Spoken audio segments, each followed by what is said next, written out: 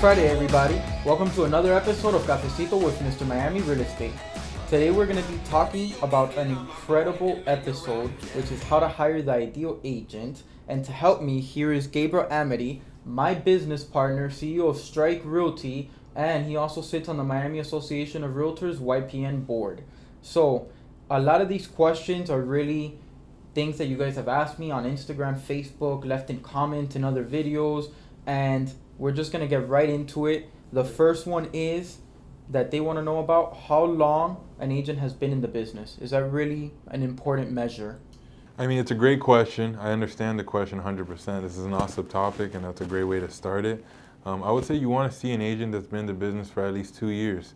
One asterisk that I want to add with that is that time in the business is not a direct relation of their experience. Very often, especially in South Florida, there are many realtors with a long tenure in real estate, 5, 10 years, and they do not have a fraction of the experience that an agent with 2 years in the business can have, or what is capable. So usually I say 2 years because the first year is very difficult for most agents, but I wouldn't knock a first-year agent out. If you have the experience, if they have the transaction count, if they work with a team that has a lot of volume, then really there is no amount of time that would stop an experienced agent from serving you correctly. I love that. And you touched a little bit on the next one, which is, the importance of transaction count when choosing an agent. Yeah, I mean, transaction count is huge. You definitely want to use that as a considering factor. We like to see agents have at least 10 transactions before we can qualify them as someone that's gone through a lot of purchase and sale experience.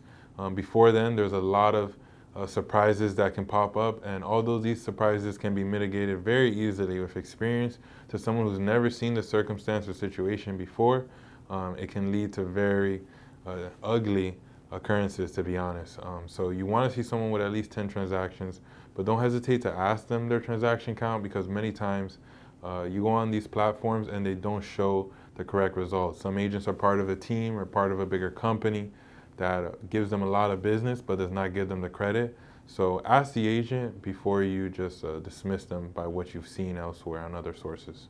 That's beautiful. So this is a little bit of a controversial one, but a very popular one, and very predominant here in the South Florida market specifically. Which one? The full-time versus the part-time realtor. No, I mean, controversial, definitely. I hope I don't get any backlash for this, but to be quite honest, I'm very firm on the fact that a part-time agent cannot gain sufficient experience or have the time to put into practice the skills that it takes to produce as a realtor at the highest level. I just can't see it. I have yet to see it through hundreds of agents that have walked in and out of our office. A part-time agent will rarely ever, if ever, having the sufficient time to answer the phone whenever a property just hits the market, in order to actually negotiate and get the exact same respect from other realtors that they're going to be negotiating with. I mean, a realtor that doesn't pick up between 9 to 5 is not a realtor that any serious professional wants to be working with.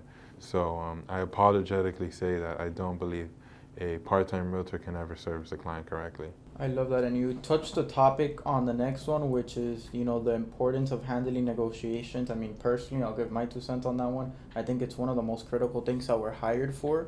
But, what's your opinion on that? No, I agree 100%. I mean, to this day, we have realtors in other fields, commercial, residential, that consider us just for negotiation. We have clients that are investors that don't have any need for our skills besides negotiation.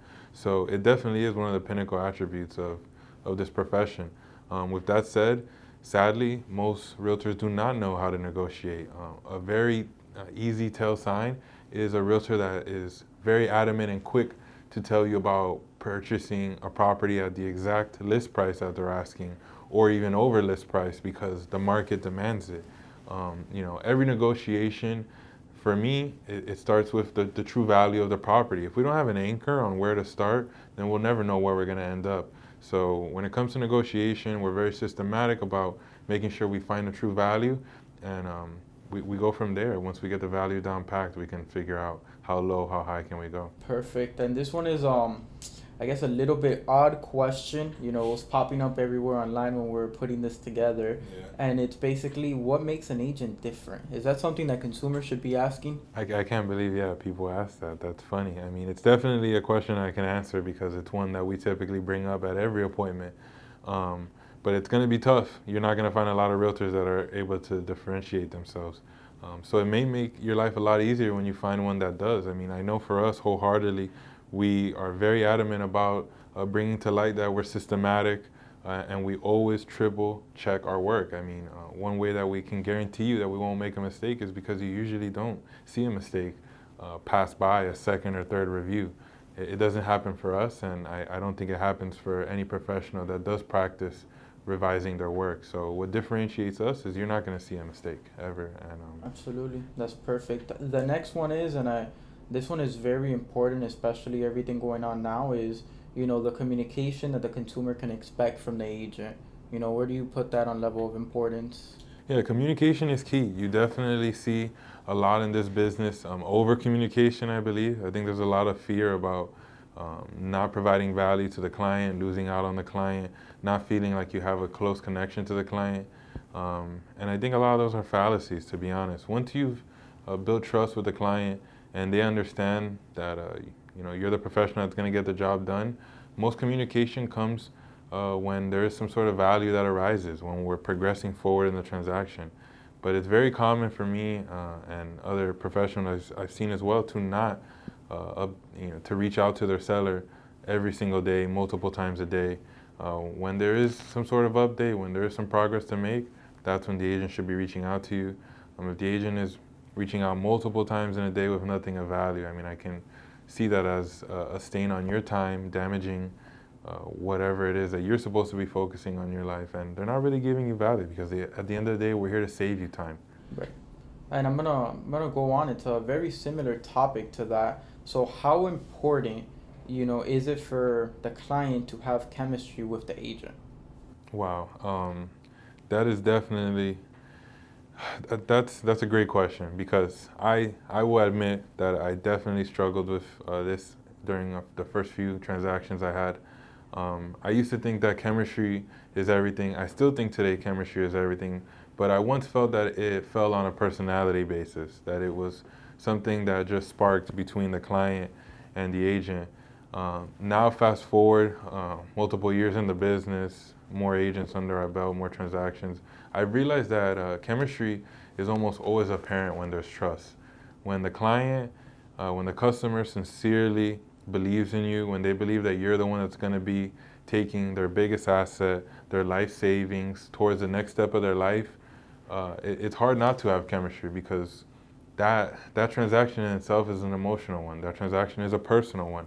So when the professional is able to receive your trust and receive the information that's dear to you, close to you, I think there's always going to be chemistry between you and the professional. I love that. And, you know, it kind of goes back to the experience. And I do want to touch, you know, something that's commonly overlooked. This is something that, you know, when I was looking for information on this topic, so to speak, because we already know how we handle our agents and so on.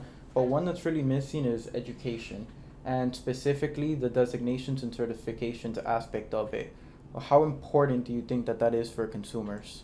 Oh, wow. I mean, to me, it's non-negotiable, and I don't mind saying that I'm biased because I carry a lot of the designations, but I'll tell you why we're so adamant about carrying designations is because it's right now the only verification of your education. It's the only proof that you've been able to get results from the learning that you've done. I mean, anyone can say they read a book every day, post a picture, watching videos on YouTube, but these designations require you to actually put your foot forward and commit to actions and receive results related to that designation. One, for example, that I'm very proud of is the CLHMS designation. I think you've heard of this, Certified Luxury Home Marketing Specialist. That one requires at least 2 transactions of $1 million or more. I mean, that's somebody that had a large asset and that was willing to trust me or whatever agent on our team with that designation. And that speaks a large volume because having people trust you definitely is, a large guarantee of it speaks for your work. It speaks for who you are and how your service commends. Absolutely, and I love how you ended that because that ties right into our final question, and I saved this one for last on purpose, which is the importance of reviews and info from past clients. Yeah, I mean, that's a question? Because no, that's not negotiable. It's extremely important. We're in 2021, and almost everyone, if not everyone, is searching whatever the location that they're visiting, the restaurant, everything is searchable on Google. And the minute you go on Google, on Yelp, on Apple Maps, you're greeted with some sort of review. So it's not going to be long before even real estate professionals, every contractor is going to be reviewed on the internet. And if you don't have anonymous personnel or people that are not directly related to you and are clearly going to vouch for you by any means, if you don't have people outside of that network, outside of your sphere, being able to preach for your work, it's going to be really hard to convince people that have no idea who you are, what type of agent you bring to the table, what type of services. So to me, every single realtor that has clients definitely is going to be having reviews to back them.